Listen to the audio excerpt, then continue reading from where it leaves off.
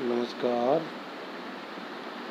आप सभी स्टूडेंट्स का हार्दिक अभिनंदन। आज का हमारा topic product and production decisions, make और बाय, पार्ट सेकंड। ये जो हमारा टॉपिक है वो एमकॉम फाइनल ABST स्टूडेंट्स के लिए है। उनका एक पेपर जो कि चॉइस बेस्ड पेपर है, एडवांस्ड कॉस्टिंग प्रॉब्लम्स से संबंधित ये हमारा टॉपिक है। देखिए, बहुत सी हमारी जो कंपनियां हैं उनमें डिसीजन मेकिंग का जो पार्ट है वो सबसे ज़्यादा महत्वपूर्ण होता है। डिसीजन मेकिंग अगर बेहतर और सही समय पर लिया गया एक मूव होता है। अगर हमने सही डिसीजन ले लिया और सही समय पर ले लिया तो कंपनी को फ़ायदा हो सकता है, लाभ हो सकता है। परंतु अगर डिसीजन लेने में देरी होती है और सही डिसीजन हम नहीं लेते हैं तो कंपनी को नुकसान हो सकता है।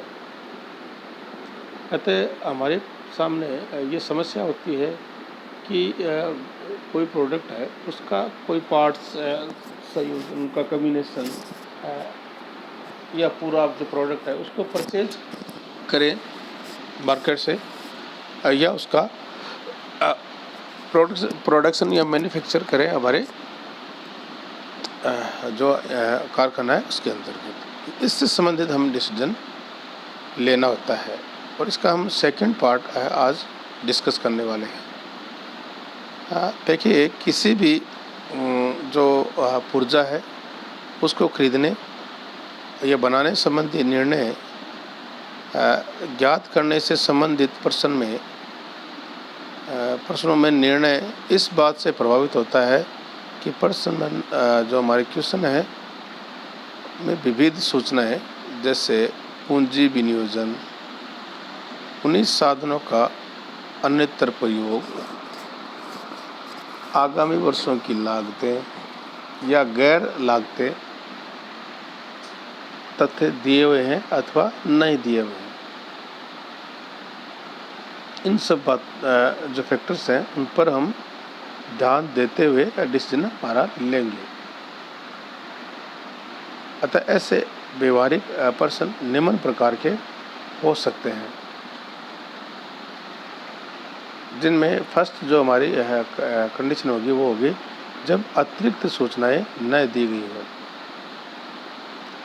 यदि हमारा प्रश्न है, क्वेश्चन है, उसमें अवसर लाभ या विनियोजन से संबंधित अन्य सूचनाएं आपको न दी गई हो तो प्रश्न व्यवहारिक रूप से काफ़ी सरल हो जाता है।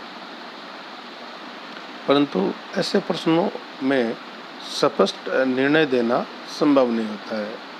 अगर सूचनाएं आपके पास हो, तथ्य आपके पास हो तो आप आसानी से डिसीजन दे सकते हो। परंतु अगर सूचनाएं नहीं है, तथ्य नहीं है तो आप आसानी से सूचनाएं नहीं दे सकते हो।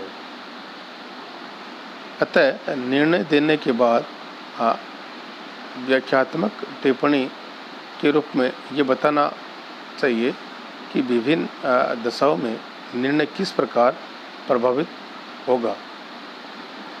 वैसे तो निर्णय संबंधी जो सभी प्रश्नों में इस प्रकार की 2 या 3 टिप्पणियां हमें आवश्यक देनी चाहिए। ये हमारा जो क्वेश्चन है उससे संबंधित हमें 2 या 3 टिप्पणी तो हमें अवश्य ही निर्णय से संबंधित देनी चाहिए।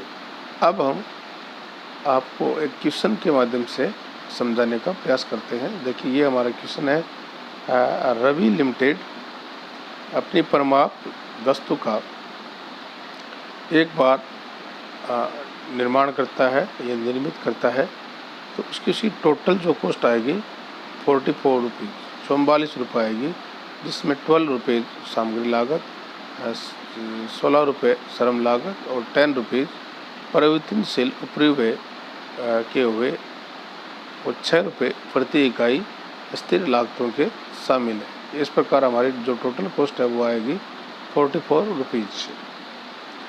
इस भाग की कुल जो आवश्यकता है वो 12,500 इकाइयाँ प्रति वर्ष है।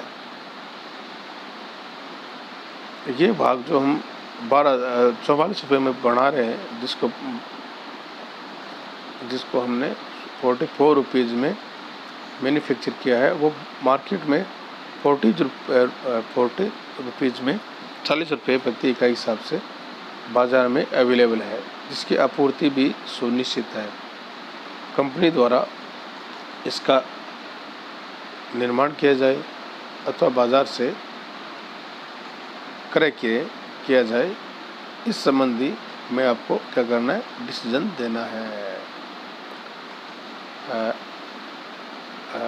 Ravi limited is producing a part of its standard product the analysis of total cost of RS 44 so that includes material cost RS 12 rupees, wages cost RS 60 rupees और variable overhead cost 10 rupees and fixed cost 6 rupees। हमारी जो fixed cost है वो है 6 rupees. The total requirement are the 12,500 units annually.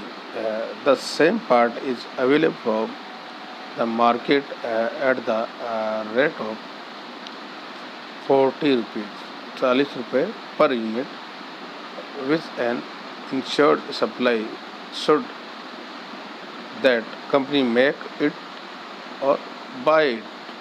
ये हमारा question है। अब हम इसका आंसर तैयार करते हैं। देखिए, मेक और बाय से संबंधित कोई जो डिसीजन हम लेते हैं, वो डिसीजन लेने के लिए हम उनको बेसिक जो हमारा होगा वो होगा मार्जिनल कॉस्ट। क्या होगा हमारा? Marginal cost. मार्जिनल कॉस्ट के माध्यम से इस डिसीजन को लेंगे और मार्जिनल कॉस्ट को कैलकुलेट करने के लिए हम एक स्टेटमेंट तैयार करेंगे, स्टेटमेंट ऑफ मार्जिनल कॉस्ट। और स्टेटमेंट में हमारे 2 कॉलम्स होंगे, पर्टिकुलर और अमाउंट्स। देखिए, हमारा मार्जिनल कॉस्ट कैलकुलेट करेंगे तो उसमें हम वेरिएबल जो हमारी कॉस्ट होगी उसको इंक्लूड करेंगे। जैसे देखिए, मटेरियल कॉस्ट पर यूनिट। अब हमें मटेरियल कॉस्ट पर यूनिट की बात करें तो हमारी मटेरियल जो कॉस्ट है वो पर यूनिट कितनी है? 12 रुपीज़। तो material cost per unit 12 rupees. Wages cost की बात करें तो वेजेज कॉस्ट हमारी होगी 16 रुपये प्रति इकाई। तो wages cost add wages cost per unit 60 रुपये, 16 रुपये। और वेरिएबल कॉस्ट पर यूनिट हमारी होगी 10 रुपीज़। तो वेरिएबल कॉस्ट पर यूनिट बराबर 10 रुपीज़। ये देखिए, variable cost per unit 10 rupees. अब fixed cost 6 rupees per unit है, उसको हम इसमें इंक्लूड नहीं करते हैं। तो हमारी जो वेरिएबल कॉस्ट है वो 10 रुपीज़ और टोटल जो मार्जिनल कॉस्ट पर यूनिट है वो हमारा टोटल है 38 रुपये पर यूनिट के हिसाब से। और मार्केट रेट ऑफ बाइंग वो है 40 रुपये। कितने रुपये? 40 रुपये लग रहे हैं, मार्केट में परचेज करते हैं। तो saving in marketing saving in making, making में हम 2 रुपीज़ सेव कर रहे हैं। क्या कर रहे हैं? 2 रुपीज़ सेव कर रहे हैं। अब हम इसके संबंध में निर्णय देंगे। तो देखिए, इस भाग को बाज़ार से क्रय करना मितव्ययी नहीं होगा, फ़ायदेमंद आपके लिए बाज़ार से क्रय करना नहीं होगा, क्योंकि इसको बनाने में हमारे जो है वो 38 रुपीज़ लग रहे हैं प्रति इकाई, जो हमारी कॉस्ट आ रही है, जबकि क्रय मूल्य 40 रुपये 40 रुपये प्रति इकाई के हिसाब से आ रहे हैं। और स्पष्ट है कि बाज़ार से क्रय करने पर 2 रुपये प्रति इकाई आपको क्या होगी? हानि होगी। हमारा जो डिसीजन है वो इस मान्यता पर आधारित है कि इस भाग का निर्माण न करने के फलस्वरूप उपलब्ध जो हमारी उत्पादन क्षमता है का प्रयोग संस्था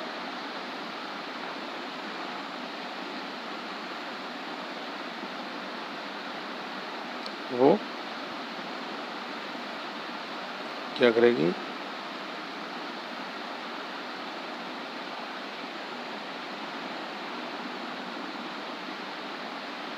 द्वारा अन्य किसी वस्तु के निर्माण हेतु नहीं किया जा सकता। इस मान्यता के आधार पर हमारा निर्णय है कि जो वस्तु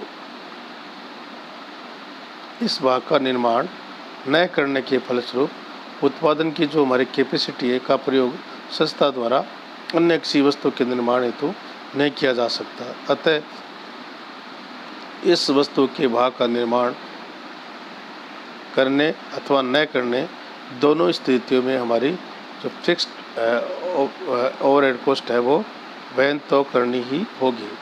सेकंड जो बात वो है कि स्थिर उपरिव्यय द्वारा प्रस्तुत सुविधाओं का प्रयोग अन्यत्र नहीं किया जा सकता, क्योंकि इसमें क्वेश्चन में आपको इससे संबंधित कोई सूचनाएं नहीं दी गई कि इससे संबंधित जो कैपेसिटी को हम सेविंग करेंगे उसको अन्यत्र इसको यूज कर सकते हैं, यह आपको क्वेश्चन में नहीं दिया गया है। तो हम इस मान्यता के आधार पर बात करेंगे कि इसका उपयोग हम नहीं कर सकते। दूसरी बात जो फर्स्ट में है कि जो संस्था है वो वस्तु का निर्माण करे या न करे, दोनों स्थिति में उसको जो फिक्स्ड कॉस्ट है उसको वहन करना होगा। इसलिए हमें क्या करना चाहिए? हमें प्रोडक्शन करना चाहिए। टिप्पणी इसमें नोट देते हैं कि यदि प्रश्न में दिया होता कि इस भाग को बंद करने पर खाली हुआ या अप्रयुक्त भवन 30,000 रुपये वार्षिक दिया जा सकता है, तो प्रश्न का हल करने में हमें ज्ञात होता कि बाज़ार से क्रय करना अधिक उपयुक्त होता, परंतु ये सूचना आपको नहीं दी गई है। 12,500 इकाइयों का निर्माण 2 रुपये प्रति इकाई के हिसाब से बचत होगी, तो वस्तु का निर्माण न करने पर फैक्ट्री को किराए पर दिया जाता है, तो इस किराए पर देने से 30,000 की आय होगी। इस प्रकार स्पष्ट है कि इस इकाइयों का बाज़ार से क्रय करने पर 5,000 की बचत होगी। कितनी होगी? 5,000 की आपको बचत होगी। अतः इसका उत्पादन बंद करके बाज़ार से क्रय करना ही अधिक लाभप्रद होगा। अगर आप इसका फैक्ट्री के जो भवन है उसको खाली करते हैं, जिसका आप किराया 30,000 वार्षिक रुपये दे रहे हो। इस प्रकार हम तथ्यों के ध्यान में रखते हुए डिसीजन मेकिंग का कार्य करते हैं। और मैं आशा करता हूँ कि आपको ये क्वेश्चन हमारा अच्छा लगा होगा और आप सब इसको कमेंट बॉक्स में जाकर कमेंट करके बाद से हमें सूचित करें। Thank you.